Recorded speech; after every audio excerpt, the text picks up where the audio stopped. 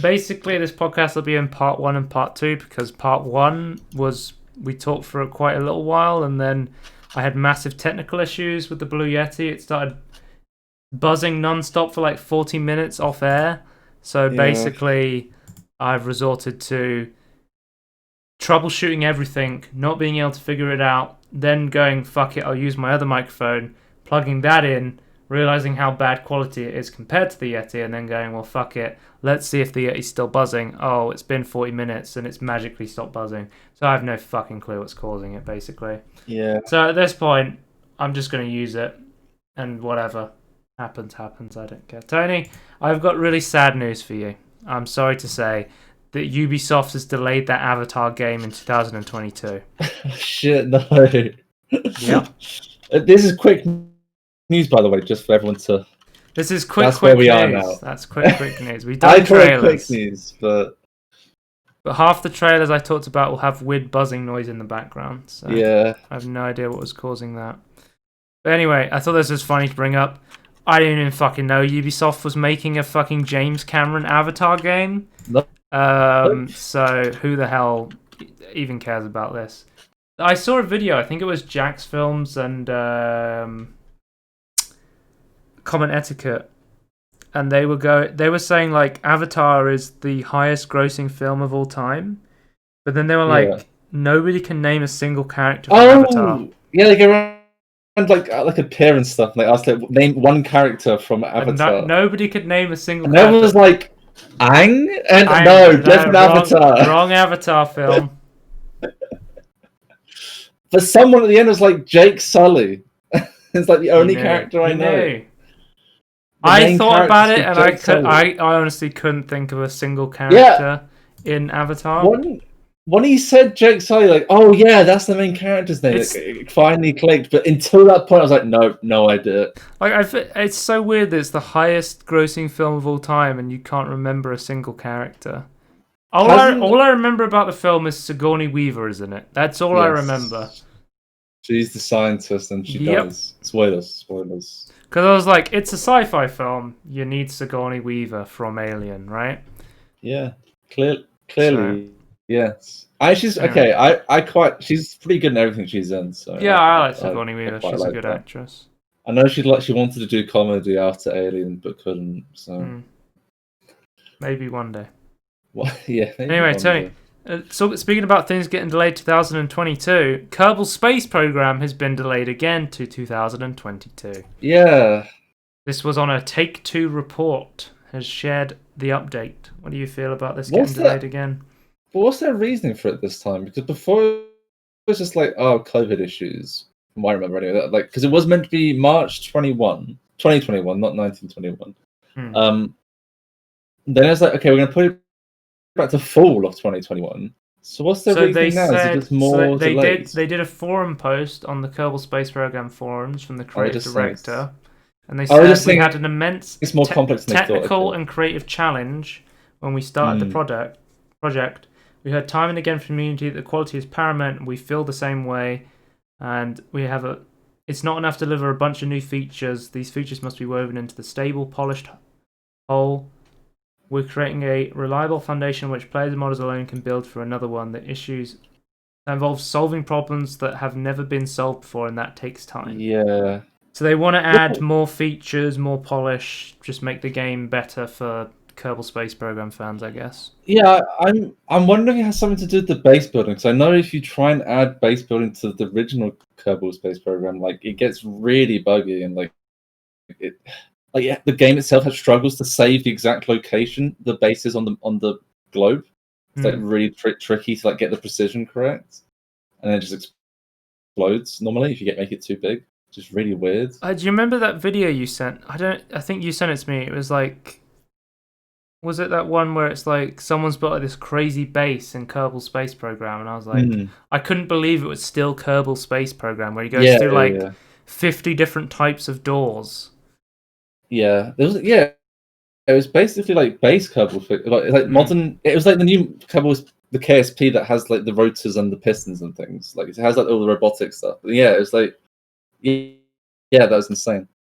But like, made lots of different scenes of like different vehicles to get the video going, which is kind of crazy. well, my friend was saying, "Oh, when's Kerbal Space Program 2 coming out?" And I was like, not recently anymore. Like, No. it's been delayed quite a bit now, a few To be times. fair, when it was announced, I was like, "There's no way this is coming out on time." Like, that was like way too optimistic.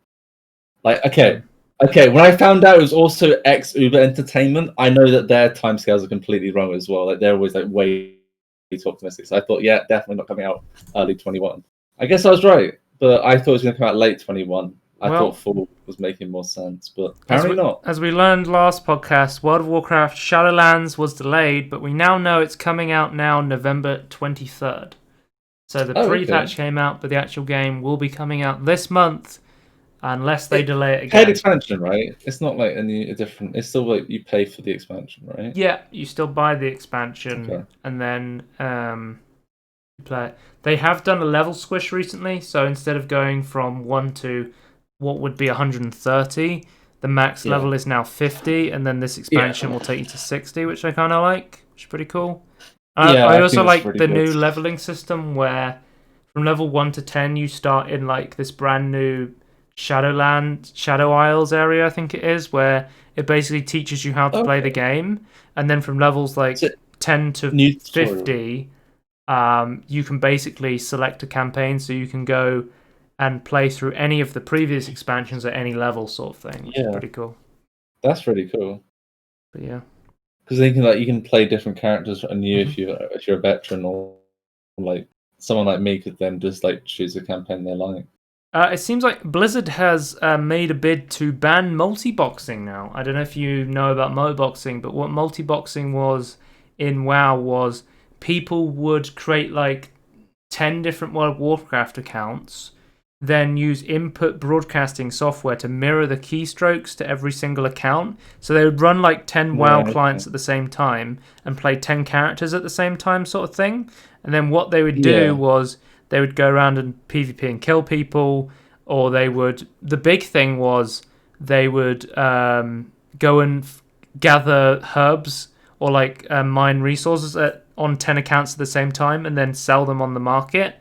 And it was like ruining the economy sort of thing, because so much of it was like multi-boxed and botted and stuff.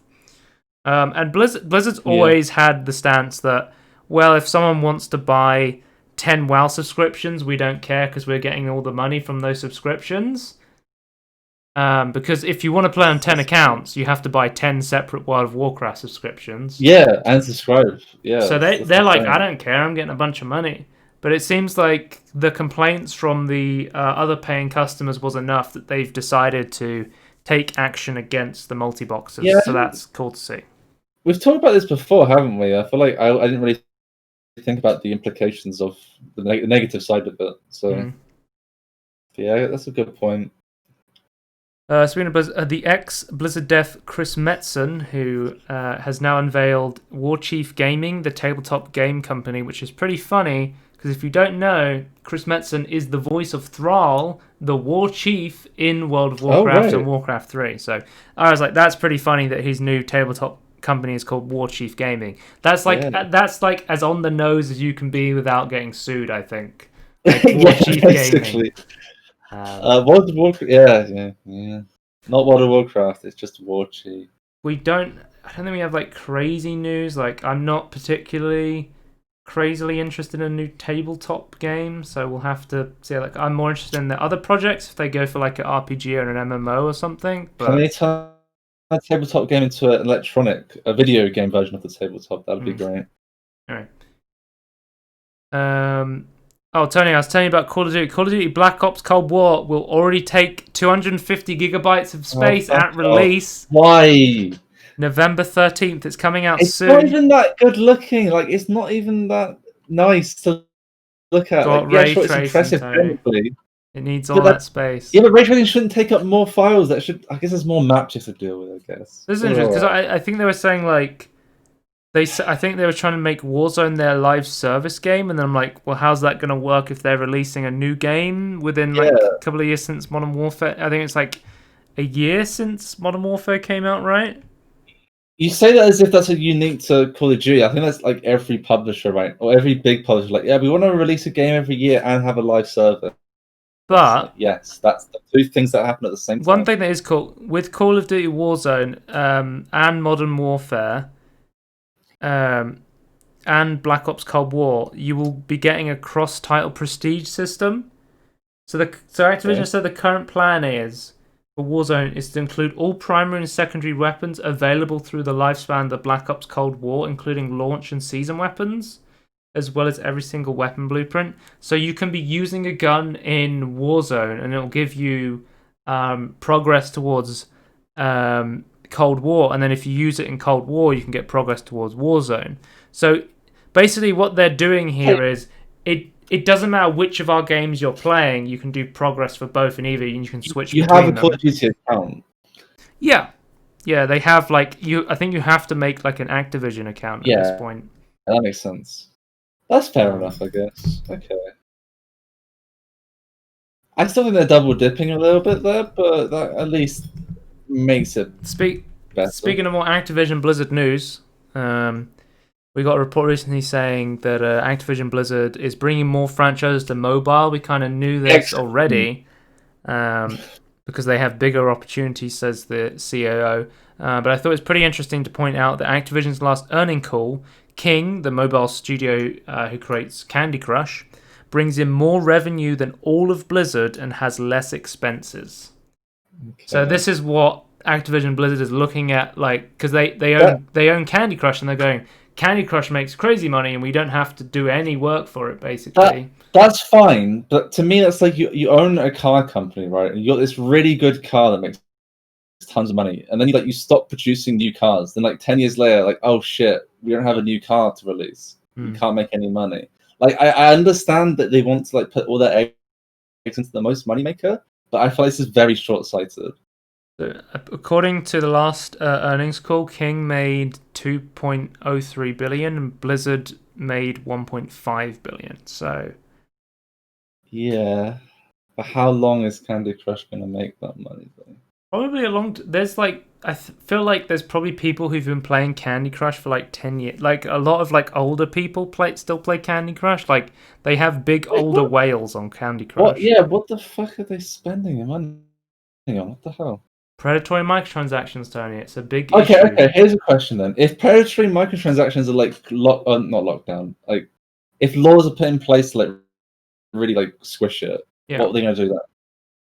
That's my concern. Yeah. Well, then again, I don't think I should care about Activision. Quick news: PS5 will not support 1440p.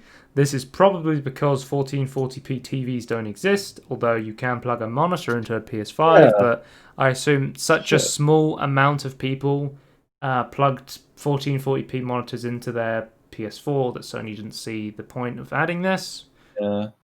I understand that most people who are going to be playing a PS5 will be on a 1080p monitor or a 1080p TV or a 4K TV, so there's not much point to them to support 1440p. Far back. I can't remember what I was watching a video, and it was saying about how for game design, I think it was Game Maker's Toolkit. He was talking about making games that are hard but reward you when you do good, or making a game that's immediately makes you feel powerful but maybe at the cost of giving you the reward of earning something. And he was saying it's really hard to make a game like Dark Souls, because especially in the console market, because I think a crazy percentage, 60% of people on consoles are what they call gamer bros who just play Madden, Call of Duty. They're not going to be playing. I think all the gamer bros, they don't have 1440p monitors plugged into their PS5, and that's such a huge part of their market that they're not going to cater to this, unfortunately. Dedicated servers for Friday the 13th are officially being rolled out. The game will be decommissioned in the upcoming patch set to roll out this month, November 2020th. So you still can play the game via peer-to-peer quick play and private matches, but their official dedicated servers will be shutting down. This is like the Friday the 13th game is such a sad story. I don't know if you know about it, but basically I know a little bit. they got the rights to the Friday the 13th franchise. They made the game. They wanted to update it and make it so much better, but then the license holder took away the license and was like, you can't even do any more updates to the game, basically. We don't want you using our license anymore. So they've only been able to just put the game on life support, and they can't like do anything basically with the game at this point, which is really sad to see because it's actually a pretty cool game. Again, my idea of a limited time infinite license would have fixed this, but sure. Sure. Copyright laws are fucked. Yep. Cyberpunk 2077 release date delayed again to December 10th. This has been delayed, I think, about 3 or 4 times now, maybe. Yeah. So yeah. Did they give a reason why this time?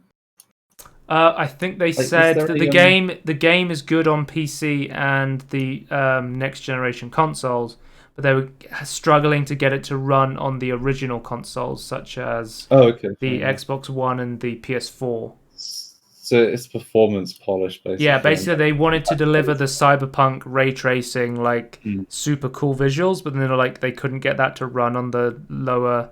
It's super old technology now, the PS4 and the Xbox One at this point. Oh yeah, for sure. I found there's like some massive assholes like they've been receiving death threats apparently. It's like I hate when like a game gets delayed and they start saying like, I hate the thing I hate the most is when like they start saying death threats to like the community manager who's not even making the guy who's paid to post tweets, and they're like, fuck you guy, you made this get delayed. He's like, you need to play the game like, and that's literally the definition of shooting the messenger right there. Yeah. But then don't send death threats to anyone. Like, obviously, never send death threats ever. Like, even if there's no reason. And B, do you need to play the game instantly? Like, does that matter to you? Like, can you not hold out? Tony, there's an entire Reddit called r/patient gamers like me that just go, new game's coming out, I'll remember that game and then I'll buy it in sale in like 5 years. Because we make like games of the years lists, and my games of the years list consist of games that came out like 5 years ago. Yeah, those are the games I play. I think that's great. I think it's well. I think we both kind of have this practice. Like, it's not just games. I think it's everything. But like, we don't buy graphics cards or things like as soon as it comes out. Like, I'm like, yeah, new CPU, new graphics card. I'll give it 2 months and it'll be in stock. Well, the thing at the moment with PC hardware, I need a new graphics card right now. Yeah, I don't understand that. The crazy rush of people like just panic selling their GPUs and then not being able to get a new one. Making it worse if you try and buy it immediately. Anyway, Black Mesa is getting a definitive edition in open beta. So basically they've already made the game for the past 10 years, and they're like, let's add more stuff. So Powered Up has got some new lighting that makes it look really cool. So they've changed this entire section to have cause and effect gameplay to better highlight the player's overall goal of the chapter. So that is pretty cool to see. I think that's a section that did need improvement. Also, I've said this before and I say it again. I think On a Rail from Half-Life 1 is probably one of the most controversial chapters of Half-Life and Black Mesa. And it's been changed so much at this point because some people really fucking love it, where they've modded the original On a Rail back into Black Mesa through On a Rail Extended mod on the workshop. Some people are not big fans of On a Rail because it's confusing and it's long and it doesn't really make sense. Like me, I'm not a huge fan of On a Rail. I think it's one of the weakest points of the original Half-Life. But yeah, they are doing more On a Rail changes. They make it an option to like switch between 2 different versions of it. Well, you can download the original in the workshop and you can get previous versions of it. Yeah, so that's fair. So they're making large-scale changes to On a Rail, so I'll definitely be interested to see that out. But I'm not going to be replaying Black Mesa anytime soon because I just played it, I think, right at the end of 2019, start of 2020. So don't think I'll be playing through it again anytime. And then they did some more art passes. And they also added improved workshop support, which is cool to see. So this is going to make it a lot easier to download community-made mods. So because before you had to manually add a custom folder for mods to work, but now you can just so hit the pretty manual. subscribe button and immediately you can play on it, which is pretty cool to see. Good. Yeah, that's really good. Grounded is getting a pond update. It is the biggest content update yet. That's the big, like you're really tiny, like Honey I Shrunk the Kids, mixed with like the forest, pretty much. Yeah. So there's a massive list of new features and changes. So the pond, I think, was kind of empty, but now they're filling it full of koi carp. Oh, look at those are beautiful. The Xbox X and S are getting improved graphics. There's going to be tadpoles added to the pond. There's a pagoda and other new landmarks. There's a new research lab to discover. There's an underwater lab. Your backpack floats to the surface if you die underwater. There's koi fish, diving bell spiders, tadpoles, water boatmen, water fleas. Whoa. Spiders? Okay. Yes, there's underwater spiders. That's terrifying. I don't think anyone was asking for this, but Grounded is adding all new species of very aggressive and very dangerous spiders known as the diving bell spider. Yes, this spider can swim. No, I won't go with you into the pond. So, no one was asking. Yeah, no one was asking. No one asked for this, so we added it. The diving bell spider carries oxygen below the surface into little air sacs woven out of a web, giving you a way to catch breath underwater. Careful though, as these spiders are just as dangerous as the land ones. Yeah, so if you kill the diving bell spiders or the pesky water fleas, you'll get a bonus supply of oxygen, so that'll help you if you're going quite deep. So you can now get koi scale armor, you can get flippers, a rebreather, diving mask. It looks like this is, I would say, maybe akin to the water update for Minecraft. Seems kind of similar. There's floating foundations, so there's going to be ways to build bases directly on the surface of the water, buoys, which are basically underwater lanterns, and much more. So buoys to American people, that's what you call them. We call them buoys, but. So the pond update does not have a definitive release date yet, but it will come out sometime this month, I believe. So that is cool to see. How does it go at the bottom? It's like the Tom back in the future adding flying creatures. Interesting. Essay, improvements to liberation. Improve Act 1 of the story, improvements to Hey Sandbox, flying creatures. Yeah, like just giant mosquitoes and wasps that come down from the sky and attack you. Oh no. Yes. Wasps. Anyway, how about ladybirds or ladybugs? I played the demo of Obsidian's Grounded, and it looked like a really fun little survival co-op game. I'm always a fan of stuff that makes you really small. Like, it takes a normal everyday perspective and it makes you really small. Stuff like Supraland or the Rats maps from Counter-Strike. Really like how in this Grounded update, the fish to me is like the most impressive. Really the cool. koi looks great. Yeah, I wonder if they're hostile or not. That'd be interesting to see. Maybe because you can kill them, but I don't know if you have to kill them. Can we do it like Shark Tale, like wash them? Like the battle-scarred and aging fish doesn't put up with any nonsense and will easily enjoy a nice human snack if one starts pestering them. So they're kind of neutral until you attack them, I believe. Right, that makes sense. Gabe Newell has sent a gnome to space for charity. Do you know about the ending to Half-Life Episode 1? No, I know you can take a gnome. Yes, so there's an achievement for taking a gnome throughout the entirety of Episode 2, and then at the end you put the gnome inside a rocket and you send it to space. So this is a reference to the Noam Chomsky achievement, where you send a gnome to space. But Gabe Newell said he will donate $1 for every pediatric intensive care unit at the Starship Children's Hospital for every person that watches either live or within 24 hours of the launch.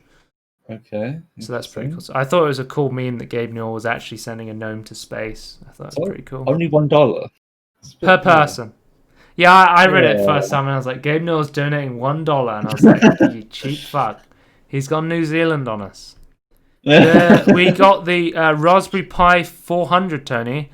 So I don't know if you've seen this, but it's literally a computer in a keyboard. It's a Raspberry Pi inside a I keyboard, thought it and was it's really cool. fucking cool. It's really cool. Yeah. So it's a keyboard with a built-in PC featuring 4 I think gigabytes of RAM on a micro PC. 4 gigabytes of RAM is huge. Support for dual yeah. 4K displays. So this is going to be great for a media center. Oh, it has all the ports in the back still. Nice. Game emulation, or even if you want it, you That's could so use it as a cool. Pi hole. Do you know about Sorry? Do you know about Pi holes, Tony? Sorry? You've been shoving your Pi hole recently. I know what a pie hole is, but I think it was talking about different pie holes. Pi hole is where you set up your This is where you block certain IPs. Or you like, block ads on the DNS level, so that yeah, if you yeah. you use your Wi-Fi as a whole to block ads, and then if you're watching YouTube on your phone, it will block the ads on your phone. Sort of thing. It's like an intermediate stage for everything through your Wi-Fi. Yeah, it is really cool. This is really. I just love looking at it. You can plug a mouse and monitor it. I just think it's so cool that if I wanted to go around a friend's house, I could put a keyboard in. I could just carry a keyboard. I don't even have to put it in a bag. Just carry a keyboard with me. I have a computer with me. That's just. Bring your Logitech when I was a kid, mouse. I was just like, I can't imagine the day when computers are just going to be like really small and we can just carry them everywhere. Yeah. Phones don't exist, Tony. Don't be silly. No. Phones don't exist. They haven't got giant keyboards, Tony. I could do. It's got USB. Wasn't there a trend? I think maybe it was like Samsung or Android, where they're like, you can plug your phone into a monitor and it'll be like a PC experience. I believe it's Samsung. That still actually exists. I don't know if you saw on Short Circuit, Lawrence Tech Tips offshoot channel.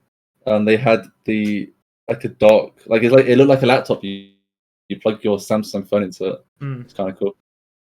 I don't think I've seen that, but that does sound interesting. Yeah. We talked about the Steam playtest going into beta. It's now live and out of beta. I have playtested Prodeus. You may have seen that on the Spotlight. I played that because of a result of the new playtest feature, so that's pretty cool to see. So if there's a new beta out there, you can request access to it through your Steam account and see if you get into playing some newer games that need testing. That's pretty cool to see. That's a cool way of doing it, yeah. Amazon has filed a patent for a method of grouping toxic players together online.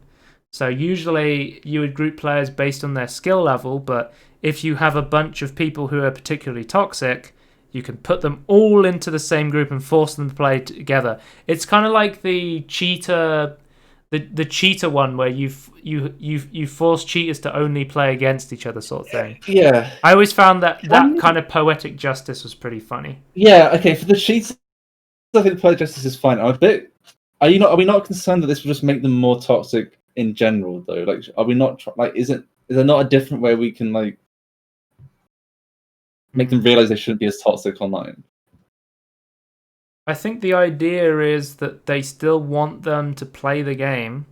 Yeah, that's fine. They still want them to consume microtransactions, and they still want them to. Sure. They purchase the game, and they obviously don't want to ban them. I don't want to be banned. I just feel like is there not? I feel like this is just going to exacerbate. Here's a good question for you, Tony. Does a toxic person deserve to play a game? Well, legally, yes. Exactly. So what else can you do? Also, probably yes. No, I'm just saying, if this makes it worse, then doing nothing is better than this.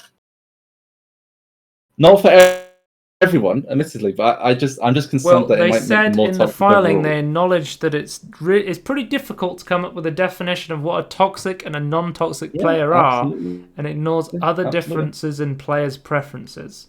For example, some players may be comfortable with bad language, but considers but quitting prematurely as toxic, while others might be comfortable with opponents quitting, but view the profanity as toxic. Yeah, I think I don't think anyone should really like people quitting early. I think the system's already got in place for that is a good one, because it then decreases the likelihood of getting to better games. But for me, I think for me personally, I quite like the Hearthstone, the BM, where people that just spam at the same comment. I quite like that. I know loads of people really hate that and we have to remove. Is Hearthstone even a thing anymore? I don't know. Yeah, I think so. I think it technically still exists though. I just really like the bad manners that people have for that. I find it really creative. Well met. Well Yeah, played. I just find it really funny. Well, you just start emote spamming with the 4 emote. Tony, there's literally you can buy a battle pass for Hearthstone that gives you more emotes. I think okay. Can I say something? I realize it's a really tricky thing to actually like lock down what toxic is, but Yeah. I think what we should go do in the future, going forward, is have options for both the sender and the receiver, like what you want to accept and what you want to like ignore and stuff. So I feel like it's so subjective. Okay, so you're going to ask. You're going to people want to ask see different before things. the general player plays your game. You're going to give them a questionnaire on what they No. feel like a toxic player is. No, I'm gonna have it. Oh, they see something like, oh, do you not like this? And have it like linked into the options menu that instantly says that, oh yeah, disable this option. So they play the game as normal. They see something toxic. They go to report them. And it's like, oh, you can just ignore them. But I feel like it's such a cop out when you have like incredibly toxic people ruining games by like attacking people and like telling them to. Oh yeah, attacking people. That should be banned. Like not just bad language, but like actively like telling people to fucking. That's do to me horrible things to themselves, and then just going, well, what you just mute them. Yeah. That to me, that's beyond toxic. It is still toxic, but it's like beyond that. Like that's almost like you're just being an absolute asshole. I don't know. This is filed by Amazon, and I've seen Crucible, so I have no faith in Amazon doing anything good with their gaming company. Crucible's shut down at this point, Tony. So yeah. I mean, New World looks okay, so hopefully that's good for them. Yeah, I'm gonna say it looks okay. I'm not massively sold on it, but But we've already seen like other patterns. I believe it was Activision. I'm not gonna fact check this. I was gonna say correct me if I'm wrong, but I'm not gonna fact check. But I think Activision, they had the pattern where it would match players with other players who had microtransaction guns that were more powerful, and then when they get killed by them, they would be like, "Oh man, I want to go and buy some microtransactions." That was Activision. You are correct. I remember that one well. Yes, I know my scummy video game company patents well. Yeah, I don't know that one stuck in my head. Actually, like it still to this day annoys me, that patent. But yeah, so EA they have announced that a new Battlefield and a new Need for Speed game it will be coming to the PS5, Xbox Series X in the fiscal year of 2022. So does that? This was announced in their financial report. What are you asking, Tony? Yeah. I'm saying, when does the fiscal year 2022 technically start? Is that the March one, or is that just starts in January? I don't know anything about the fiscal year, to be honest with you. Yeah. Battlefield specifically due out in holiday 2021. Lots of people have very negative feelings towards Battlefield 5 because of the launch and then because of some of the in-game stuff. But it's way better now. I personally think it's a very good game, but I can understand people who dislike it because it was very different to Battlefield 4. I understand that in Battlefield 4, you are a one-man army. And lots of people like that, but I personally really like that in Battlefield 5, you are useless without your squad, and it's a very heavily team-orientated game. But obviously, everyone has their own reason for why they dislike Battlefield 5. I really enjoyed it, so hopefully, if the new Battlefield is as good as Battlefield 5, for me, I would enjoy it, but obviously, maybe some other people would want the game to change more in a Battlefield 4 direction. Yeah. Options, different options would be great. Then you can play how you want to play. Take-Two, this is the Rockstar 2K publisher's parent company, to buy British video game developer Codemasters. Basically, Codemasters develop all the Formula 1 games for $973 million. So almost a billy on this company. But that would tie into like 2K does a lot of like sports games and stuff. I assume it would kind of be more under that umbrella than Rockstar. They do really shitty sports games, so I'm hoping it doesn't ruin. I know people like the Formula 1 games. So. I don't know much about the Formula 1 games because I'm not really a the racing games I like are Arcade Races and Sonic All Star Racing Transformed. I think they're pretty good from what I can tell. I don't know if I don't know how people like him or not, but what I can tell is like to me as a novice, it looks like what people want as a. Okay, we're going to move on to quick news. So we start with some VR news. Valve has confirmed that a $450 Deca Gear Steam VR headset is real with 4K resolution. This is kind of crazy. How have they? Who confirmed it? Let's have a look. This joint venture. We reached out to Valve to check this claim, and we got the following response. While we did not work with Deca on the design, we did, as we always do, always aim to provide technical support and Steam VR integration.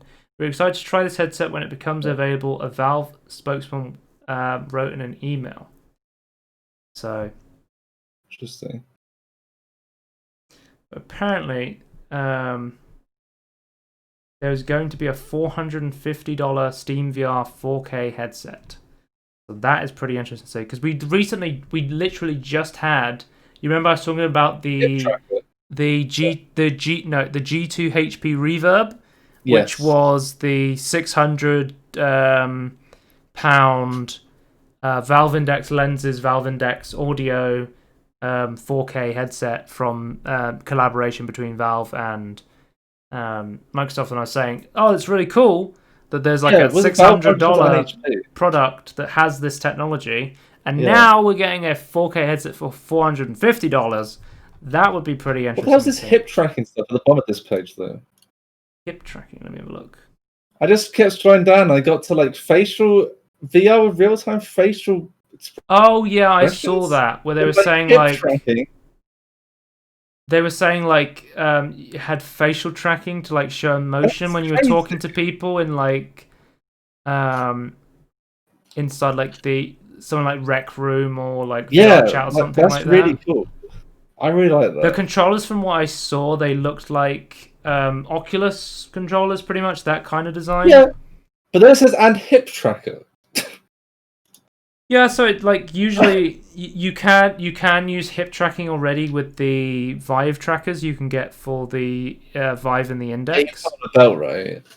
Most people, when they get the Vive trackers, they will put 2 on their legs, or they'll put like 1 on their, or they can put some on their hips as well to help with some of their tracking. Put 1 on his just above his ass. I don't know. Is that what, I can't remember what he did now in that video. But yeah. Oh yeah, he was like setting up a better VR setup for it, so he could like. He had to have 4 lighthouses so he could see him in every single direction. So he can have better tracking for his, so he could stream Beat Saber and run around with his legs tracked. And he had to plug every single pair of lighthouses to its own USB hub on this PC, otherwise it would get cross communication and would stop working. I was like, that's so weird. So.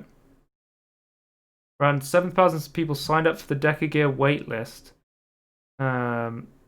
which the site also offering for only $10 pre-order today. The site lists the Deca Gears. The first batch shipping in May in 2021. Dual 2K panels, so 4K, at 90 hertz. The PPI is listed as the 1058, so likely the same panel used by the HP. And then tracking is handled by 4 cameras on the front corners. Similar placement to the Facebook Oculus Quest. Sorry? How have they got the price down for this thing? Yeah, I don't know. It's a high-quality inside-out tracking system that works consistently in a variety of home environments. Like, everything just seems better. Like, what's the downside to it? It was interesting that the creator also pointed out, which I tell people sometimes, I'm like, it's crazy how cool VR is, but less than 2% of Steam users have a VR headset. Yeah. Like, it's crazy. Like, I'll talk about Phasmophobia in a bit and how it's the #1 selling game of all time. Right, well, it's the best-selling game on Steam right now, and it has been for like a month or so, I think. It does look really cool, but not everyone has VR.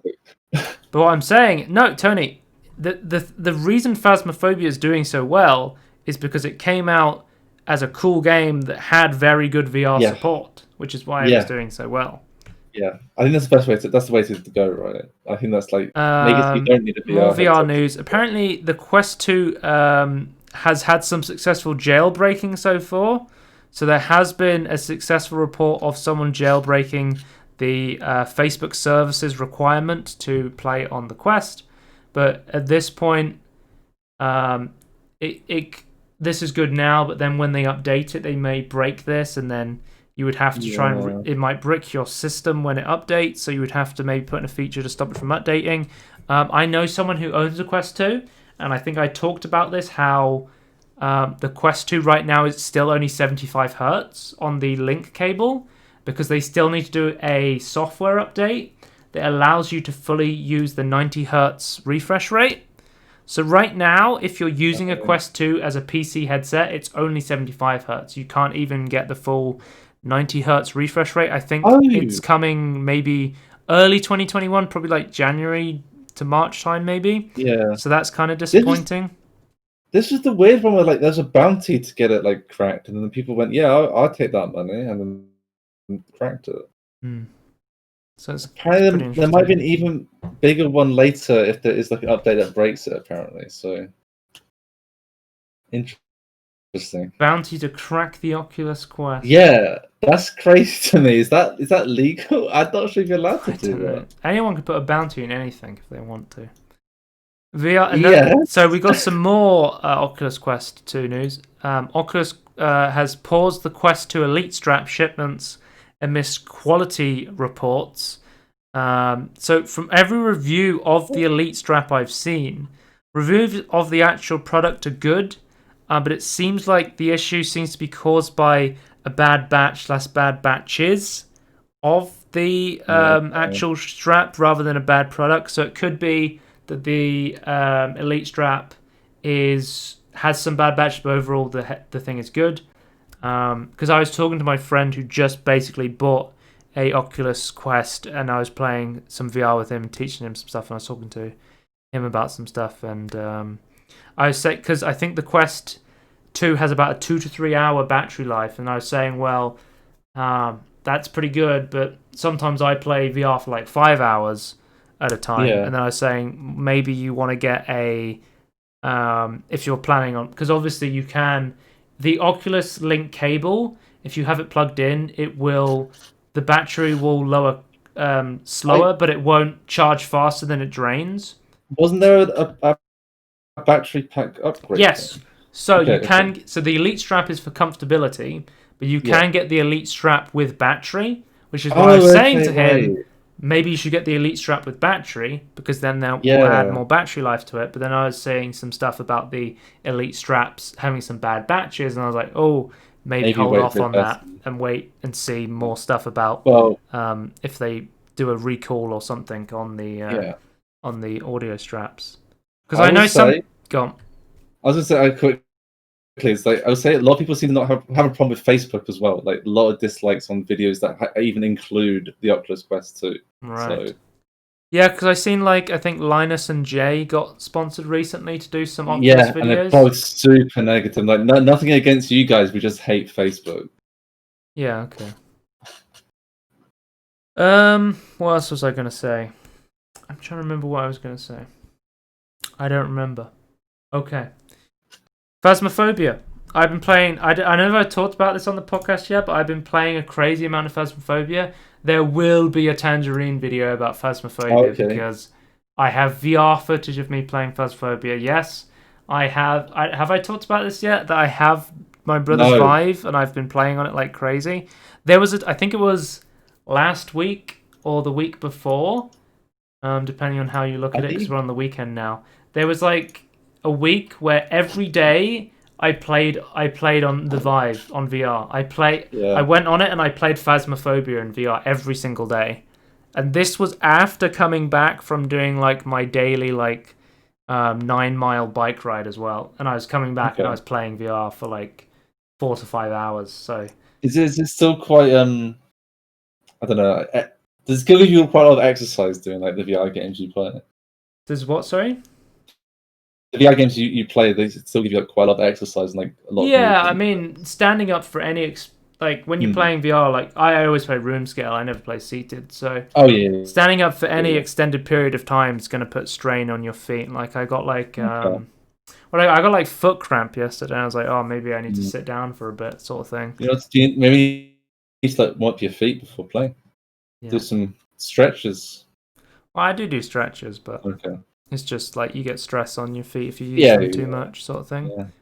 But this game is so fun, and the thing is, like, I think I've played like 20 hours in VR and then like 5 hours outside of VR at this point. Like, I've played so much.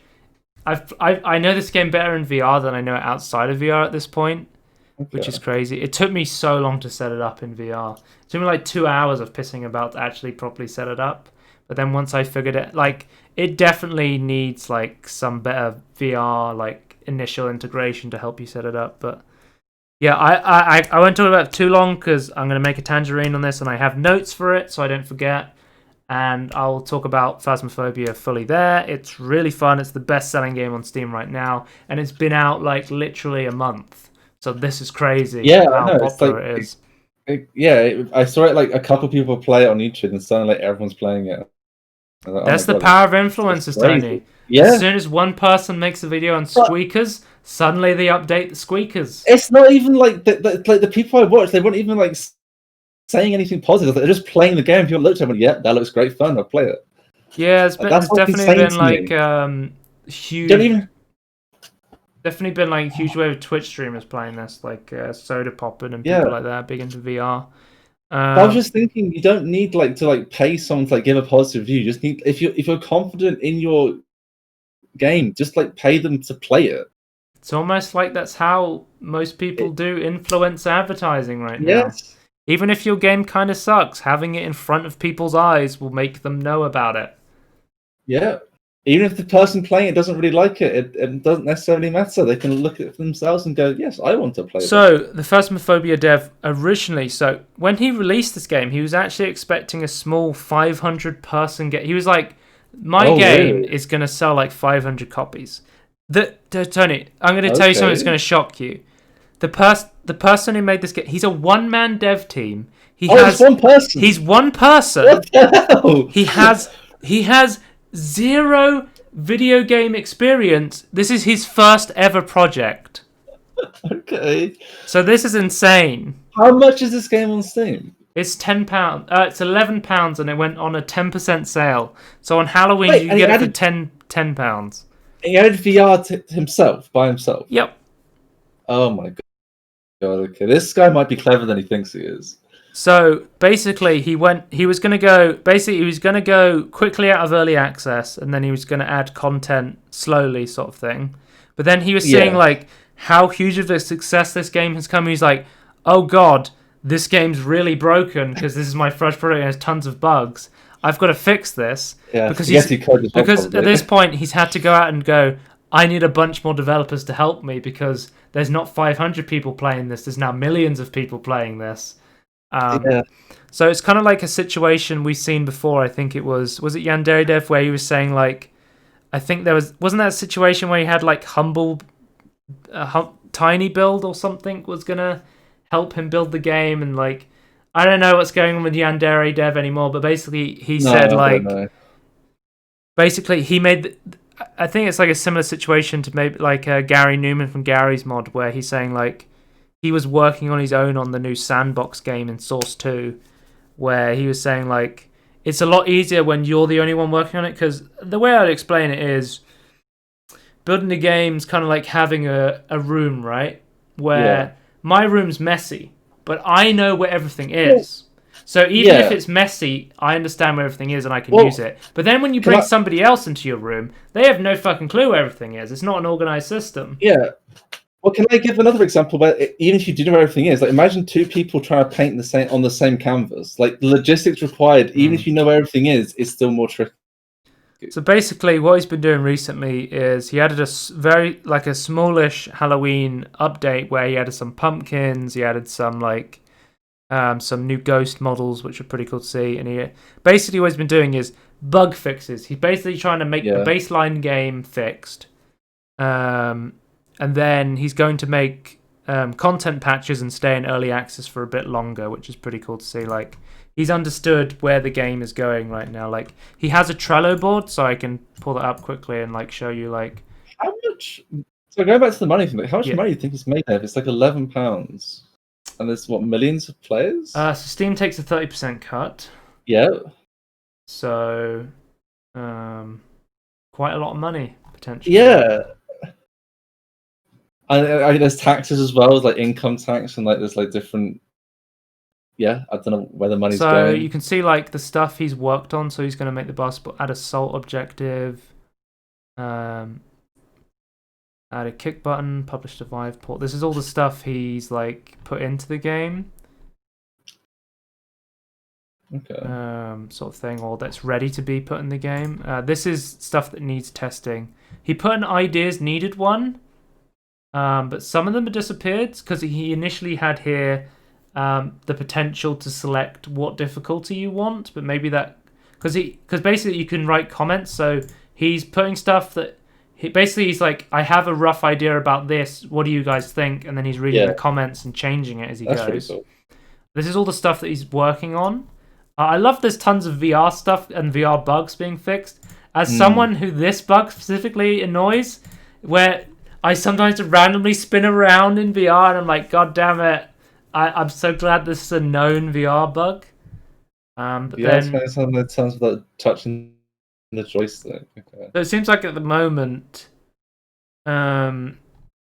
it's bug fixes, quality of life stuff, small updates, and then you go to like the backlog, and then this is the big content stuff people want. This is I want to be in a haunted mansion. Like on Halloween, I was watching Haunted Mansion, and I was like, we need a mansion map on Phasmophobia where Eddie Murphy is the ghost. That's what we need.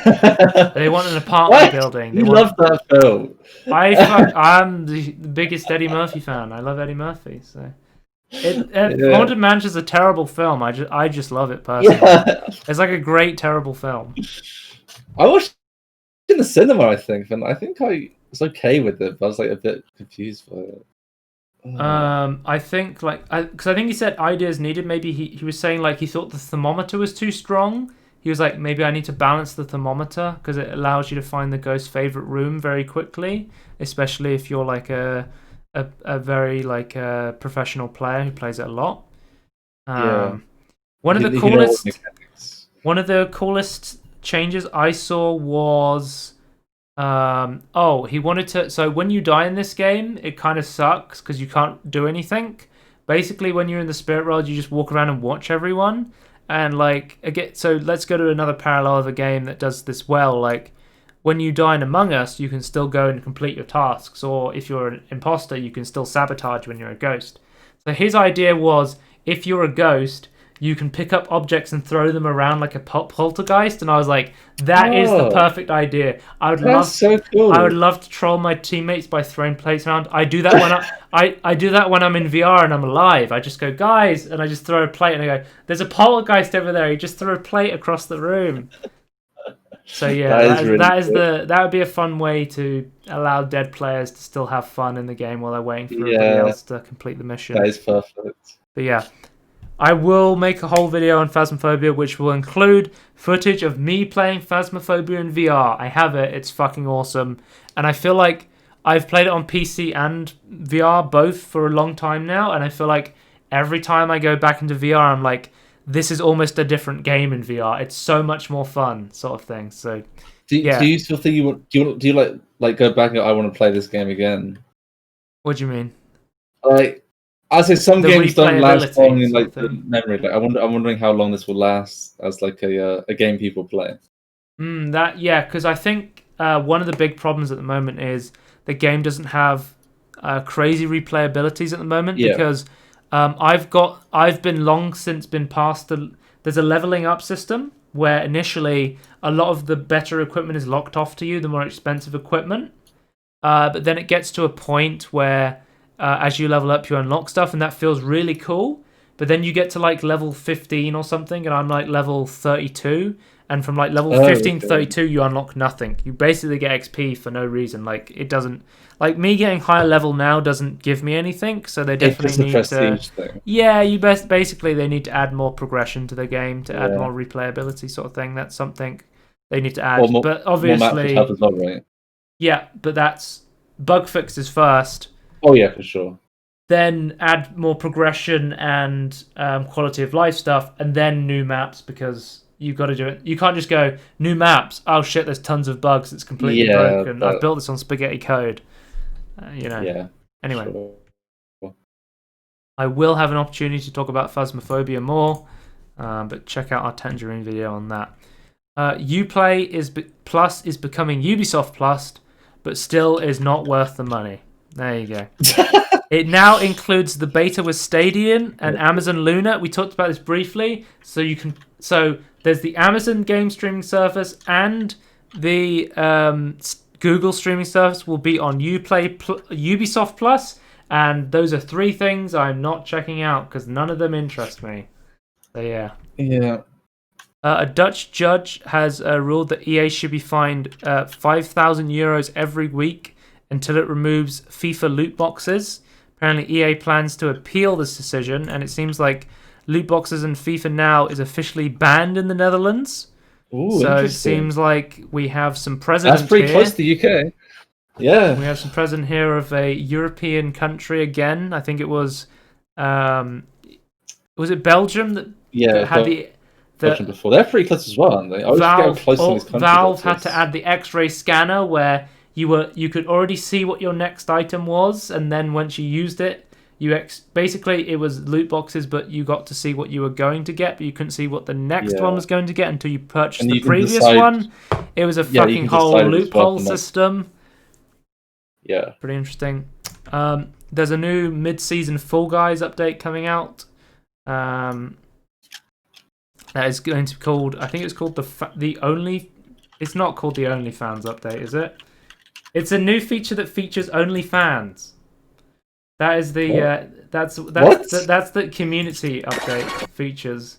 So big fans, tiny hammers. Yep. So basically everyone was complaining about the naming system. We want our names back. There's going to be some sort of naming system. I have no idea how it's going to work, but there's going to be some middle ground between having titles and having your Steam name. So hopefully it's a cool compromise. There's going to be a Lil Yeety instead of Big Yeetus. Sounds like Lil Yachty, the rapper. Yeah. And there's going to be a bunch of fixes to bugs and stuff.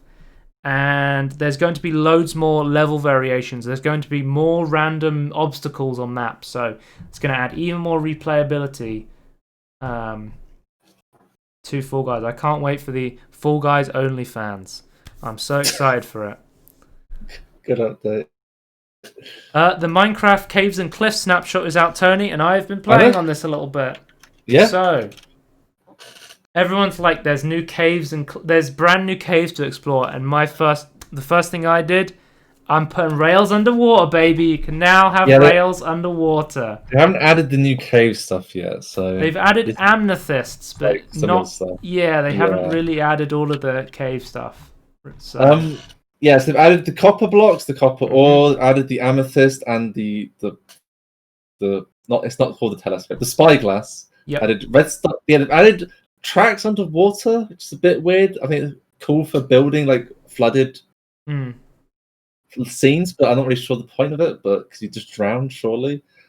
What's something? Oh yeah, the bundles are in the game. I don't know if you saw that. Yeah, I know bundles are in. I didn't test them, but the candles are in. Oh, and you can put beeswax on top. You know the copper blocks like degrade and like become green over time. If you really like the look of one of them, you can like put beeswax on it and it'll like not degrade anymore. Really, that's pretty cool. Yeah. Yeah, like I'm a little like with the snapshot. I think the coolest thing is probably bundles and minecarts. It's a pretty heavy cosmetic one with the amethysts and the copper. Yeah. Because it's like a small snapshot before the big stuff, I guess. So the interesting thing about mine, because rails underwater go way slower, because of the fact that they're underwater. You get slowed down more than usual. So I was like, oh, I need to put powered rails underwater. And I was like, I'll put down a redstone torch underwater. Oh, wait, I'll put a lever underwater. Oh, wait, that doesn't work. And I was like, wait a minute. I finally found the use for redstone blocks, Tony. Yeah, they have no other use but for underwater powered rails. I hate to tell you this, Joe, but I use redstone blocks all the time, and I hate using redstone torches. Oh, okay. But yeah, I've been pissing around underwater minecarts. Pretty cool to see. I saw some copper blocks underground, and I mined some. But what I hope is that copper blocks have their own unique ore target where they're going to be replacing stone and not replacing stuff where iron and coal would be. Yeah, we know that the current spawning of copper is not the final. Like they're still debating how they want it to spawn. I don't think it's replacing any ores, but we don't know entirely. You'd have to download maps and do. Well, my issue is I don't want to go in a cave and have replacing good ore. Yeah, and finding a bunch of copper, because to me copper ore is kind of useless.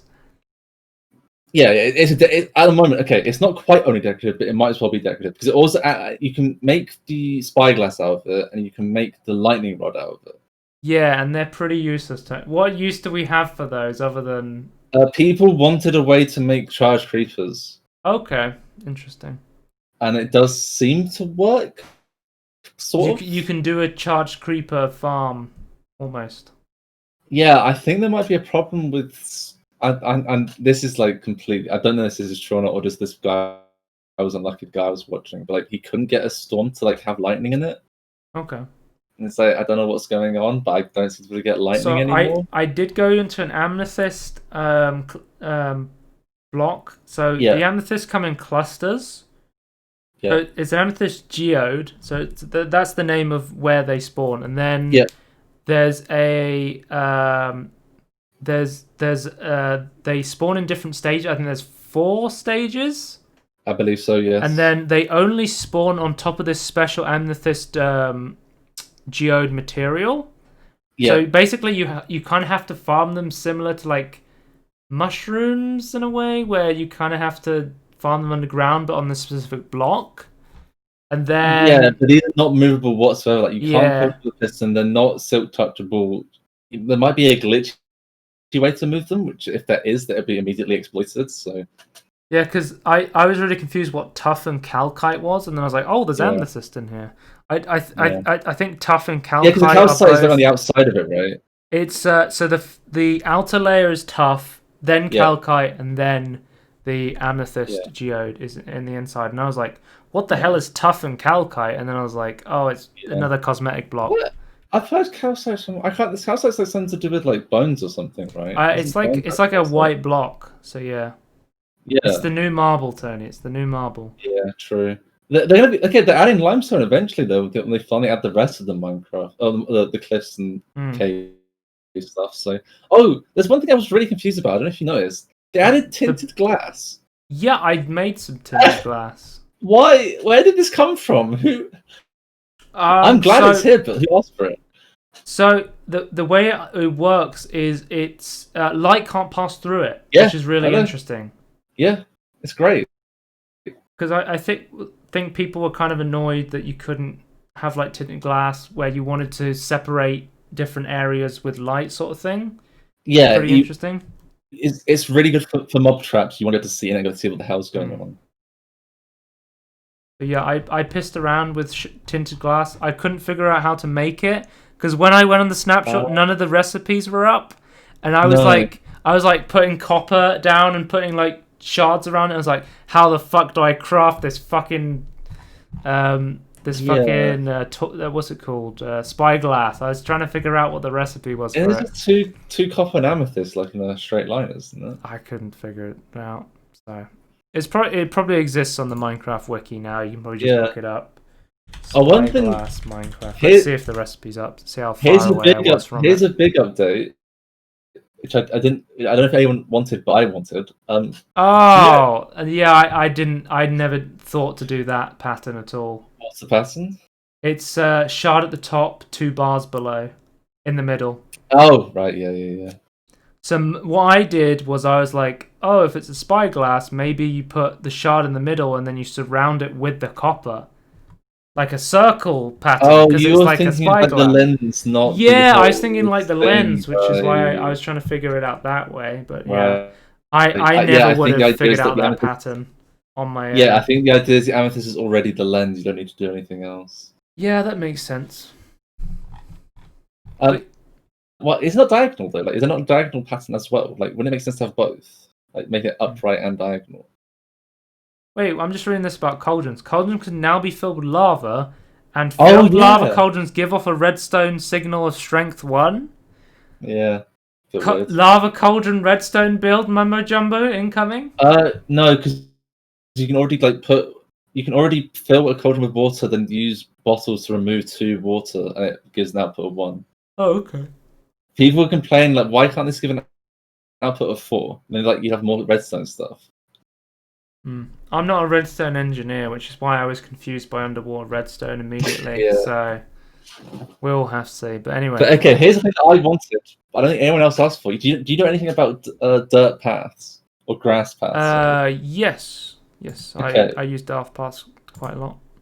Now you can turn any dirt into. It's no longer called a grass path. It's now called a dirt path, and any type of dirt can be turned into a path. It doesn't have to be grass anymore. Yeah, because it had to be grass, which is annoying. Because if you wanted to make a new path, you would have to put all of the dirt down and then wait for it to turn into grass before you made the. Or my favorite one, I've made a 3 wide dirt path. I actually dig up the middle. Oh fuck! I have to now go and silk touch some grass to put it back because I can't make it into a path. It was so dumb. Anyway.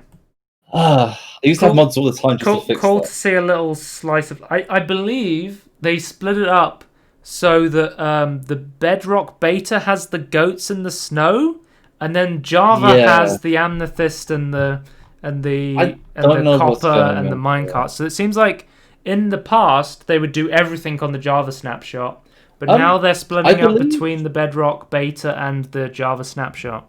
I believe Bedrock already had the underwater minecarts. Did they? I did not know. Yeah. Interesting to see. Anyway, let's move on. Mass Effect Legacy Edition, Tony. There's a remastered edition of Mass Effect Trilogy coming out. Are you hyped for this? Yeah, I'm pretty hyped for this. Tony, EA's back on Steam. You might be able to get this natively. Yeah, I know. I really want to get it on Steam and not on Origin. It'd be. Oh, sorry, EA. A desktop app. It's still Origin on my computer. So it's Origin on my computer. So this will be all the single player base content, all the DLC, that's so good. all the promo weapons, the armors, and the packs, all remastered and optimized for 4K Ultra HD. What are you gonna say, Tony? Does this include the weird Dragon Age armor they added? It's Mass Effect 2, I think. I have no idea. That was weird. As someone who never got past the Citadel, I can't tell you much about the first game, yeah. Yeah. So this is coming spring 2021 for Xbox One, PlayStation 4, and PC, and will have forwards compatibility for the Series X and the PS5. Oh, I don't know if you know about this though, but Mass Effect universe is actually my favorite universe. Wow. It's my favorite sci-fi and my favorite just universe in general. Like if you take everything, like I really like the Mass Effect universe.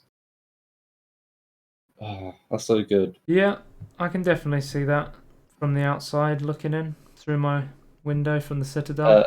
Through your spyglass that you couldn't craft. I mean, I love like Half-Life, so I can understand like it's a big sci-fi franchise that BioWare's got massive legacy for their RPGs, stuff like Star Wars, the I was going to say the old Knights of the Old Republic, stuff like that. Yeah, the first game. The real question is, after Mass Effect Andromeda, do you trust the current BioWare team to optimize a remaster of the Mass Effect trilogy? That's my first question. Okay, I understand. Like, the bugs of Andromeda were hilarious and really disappointing, but that isn't my main issue with Andromeda at all. Okay, it's more of like the rest of the game and like the story they put together. I didn't care about. Okay, well, that's my next question, Tony, because nonchalantly, as they announced this, they said, Oh yeah, by the way, we're making a new Mass Effect game as well. Yeah, it depends. I don't want to leave. Okay, I don't give a shit about Andromeda, the galaxy, or anything. I care about the Milky Way galaxy. Like, Right. don't send me to a different galaxy. Like, give me a prequel or a post Reaper invasion game. I don't mind. Just do something interesting with the rest of the. Because okay, I don't know if you know, like, because you only got the Citadel, right? Yeah. The idea in Mass Effect is like FTL speed travel without the Mass Effect relays like really slow, so people don't really go very far away from the relays. So like most of the galaxy is unexplored. Right. Like, to me, that's really interesting, Here it is. and I kind of want to see more of the galaxy.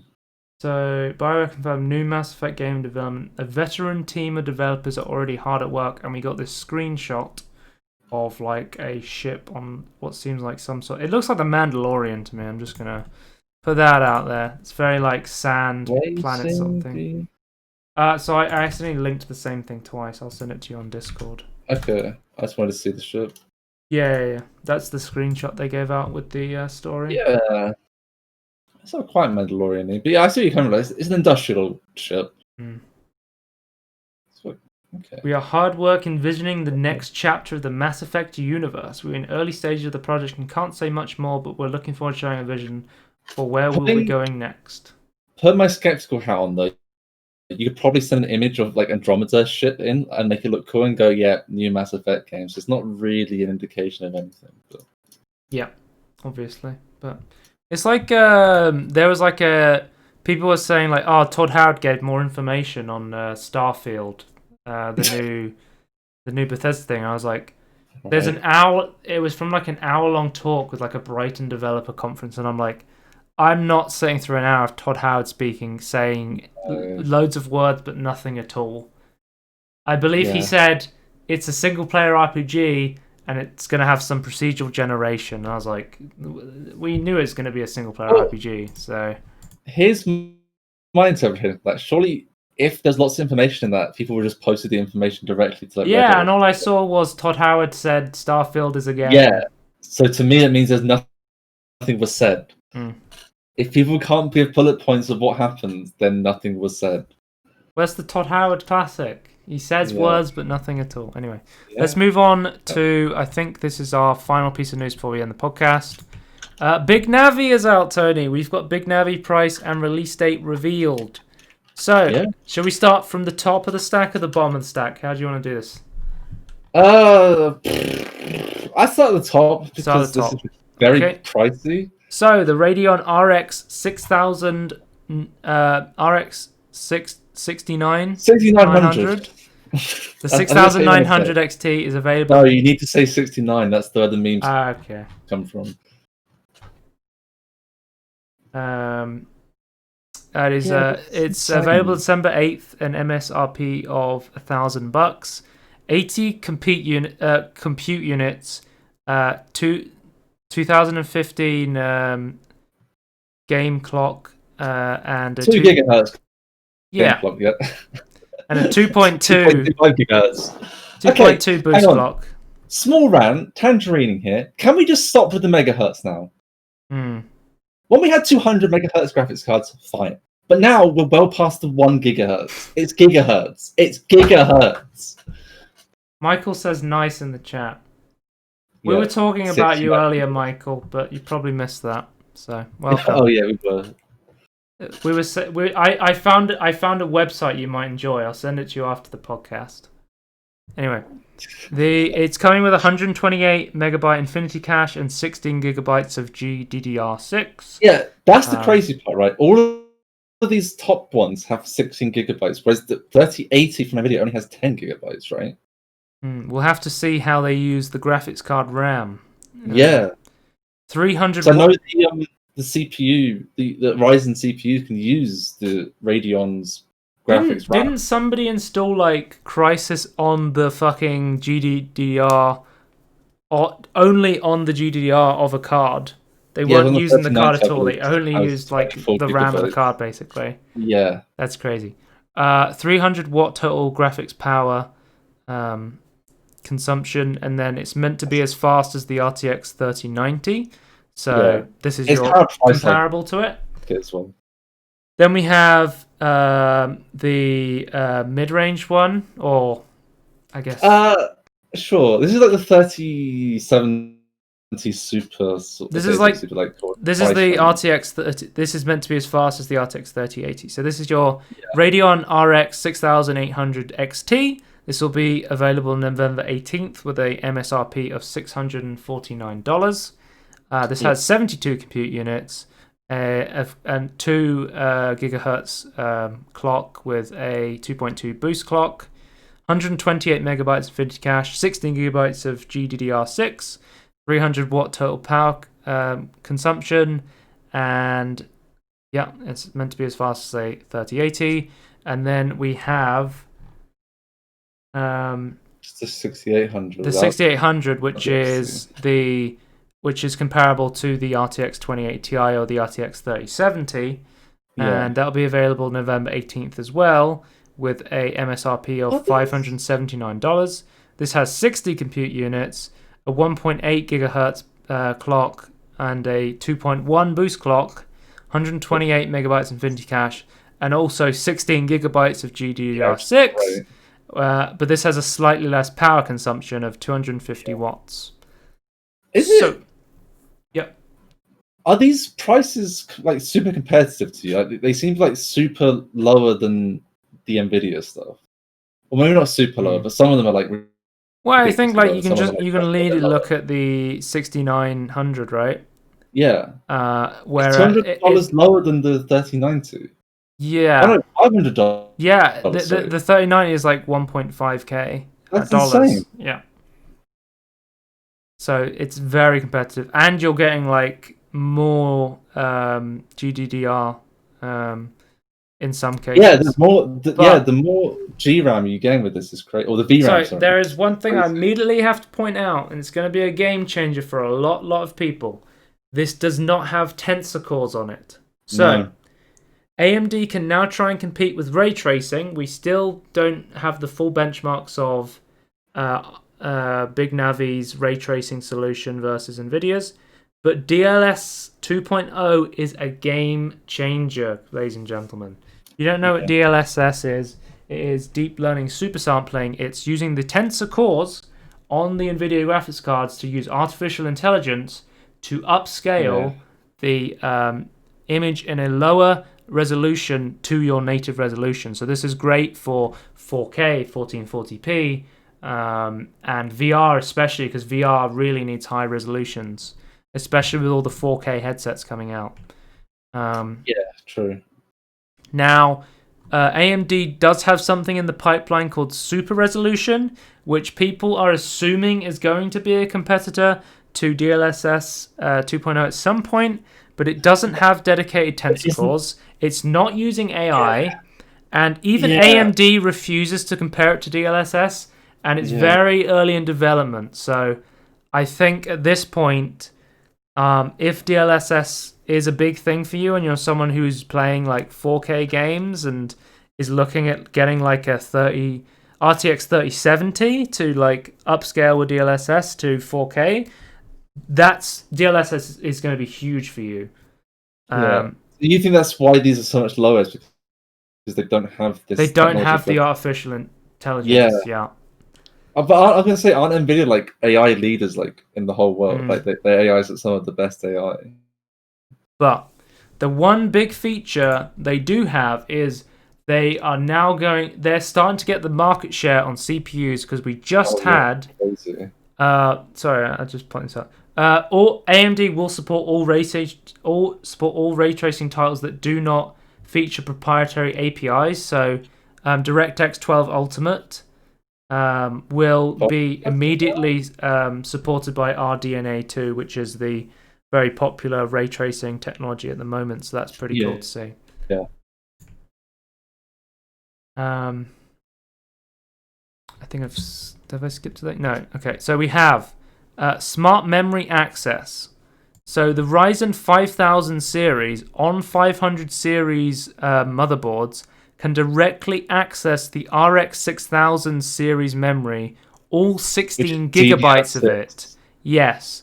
Yeah. Usually has to be done in 250 megabyte chunks over a PCI bar, a base address register, and it's not possible on previous Ryzen technology or Intel CPUs.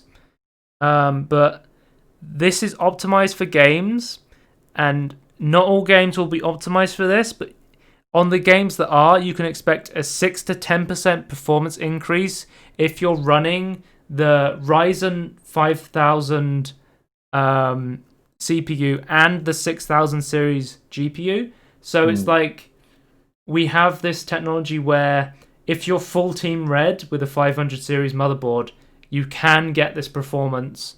But the caveat is it really depends if the developers will implement this widely. So we'll have to see. Yeah, Like this could be a game changer if this could be better than this, in my opinion. Because you were talking about how all of the cards have this huge memory bank on them, sort of thing. So this is actually going to be a huge thing. They also talked about Rage Mode, which is basically just one-click overclocking, which lets you edit your fan curve and power target for about a 1 to 2% performance increase. So third-party. Yeah, so I looked at the Linus Tech Tip videos on this. It seems like third-party benchmarks put all the Ryzen CPUs above Intel. So pretty interesting to see. I was saying, okay, say I've got a new fancy Ryzen 5000 series CPU, right? Mm-hmm. And I'm building a new PC from scratch, let's say. Yeah. And I'm like, okay, I've got all my stuff other than my graphics card. Yeah. Is the fact that I've got a 5000 CPU worth me getting an AMD graphics card over Nvidia ones? I don't think it will be. For me right now, as someone who has a RTX card and thinks that DLSS is such a big feature because I specifically play games in VR and I have a 1440p monitor, DLSS 2.0 is too big a factor to give up for me. Yeah. Until we see new, and I think the next generation of AMD cards, although if DLSS is not important to you, it's a great time to buy in to the Radeon GPUs. At this point, if we see super sampling down the line comparable to DLSS 2.0, definitely with the smart memory access, it would be really good to invest in Radeon then. But at this time right now, I would say Ryzen 5000 CPU, NVIDIA 30 series RTX GPU still for me. Even with these crazy smart memory access improvements, I think NVIDIA is still kind of the king in my book. But still, Ryzen's gone from the budget brand to the competitive brand on the CPUs, but they're still slightly undercutting NVIDIA on the GPUs, and until they start charging a bit more and then competing with the DLSS and the artificial intelligence, then we'll have to see. Yeah, I think regardless of how this compares to NVIDIA's side, I think it's enough to bring their prices down a little bit. Maybe not by much, but I think it's like this competition's enough to really stir up the graphics market. At least I hope so. Because NVIDIA cards are getting ridiculously expensive. True.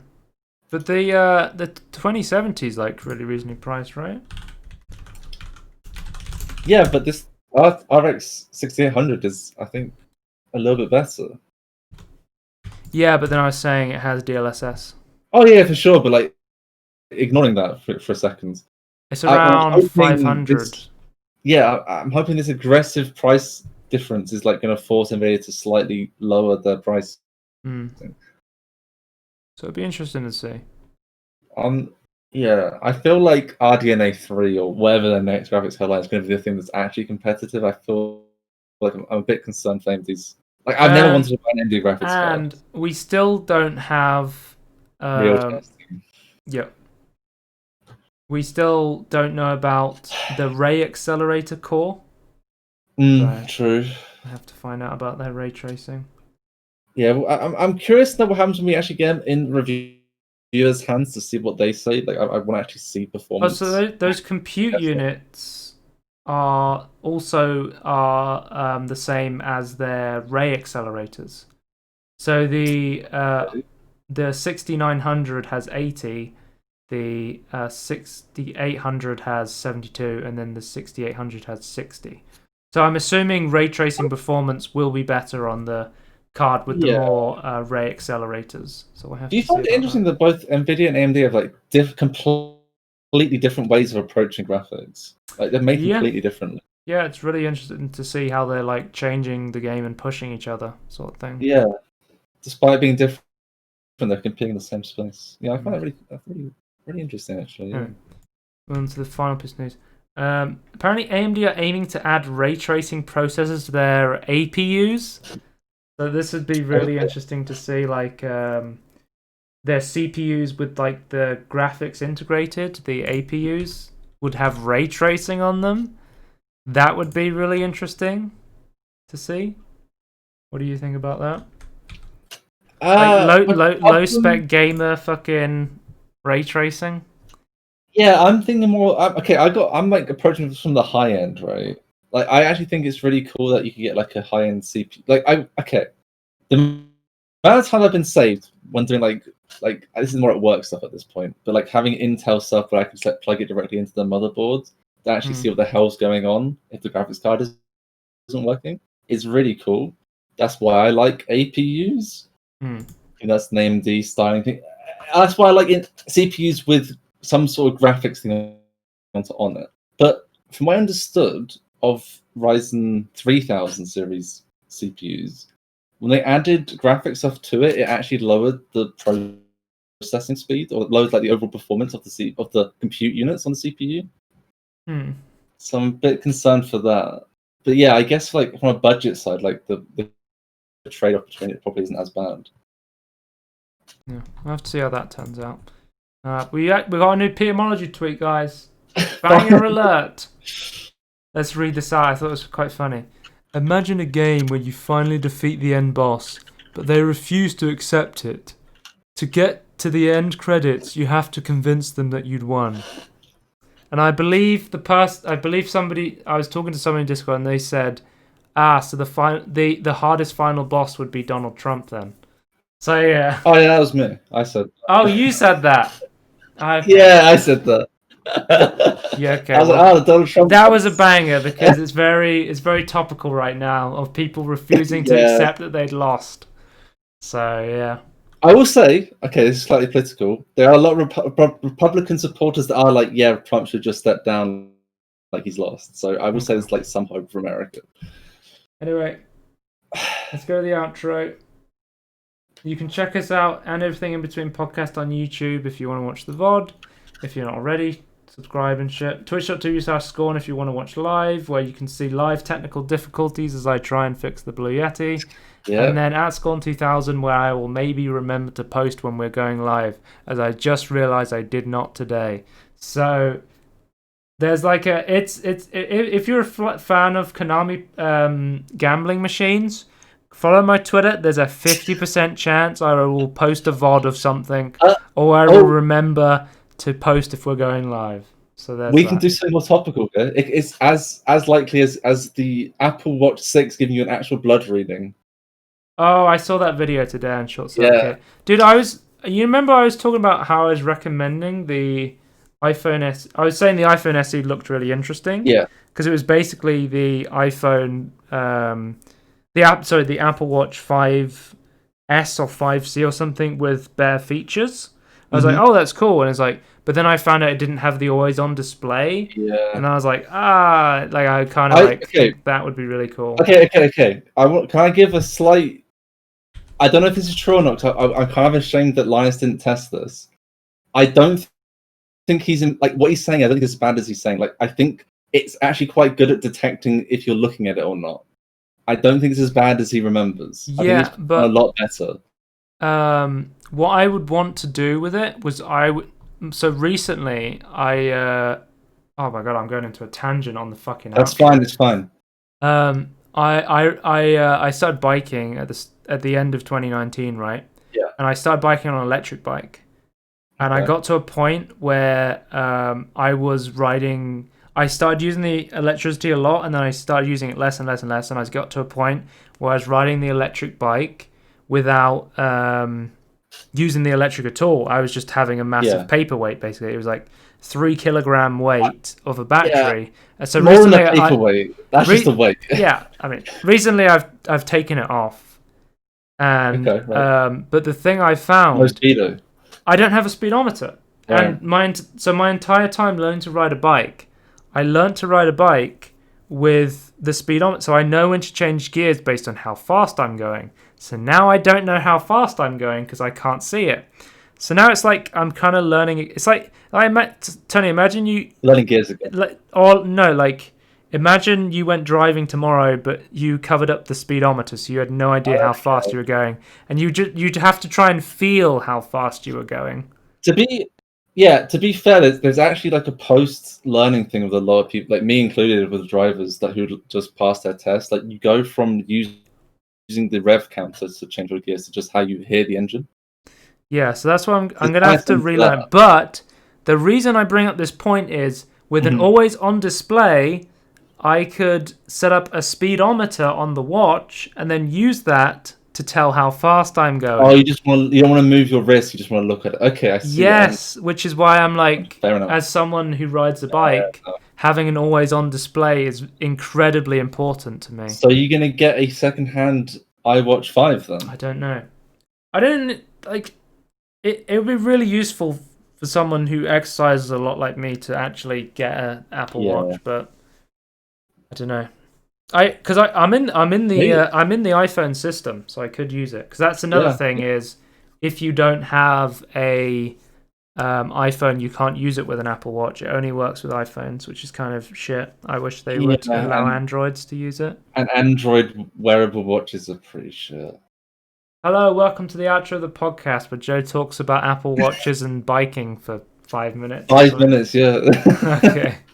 Put a timestamp in here, Tony, so people can find it. I'll put Molydeux tweet and Apple Watch. How about that? Okay, yeah, fair enough. Okay, well, that's the end of the podcast. Goodbye.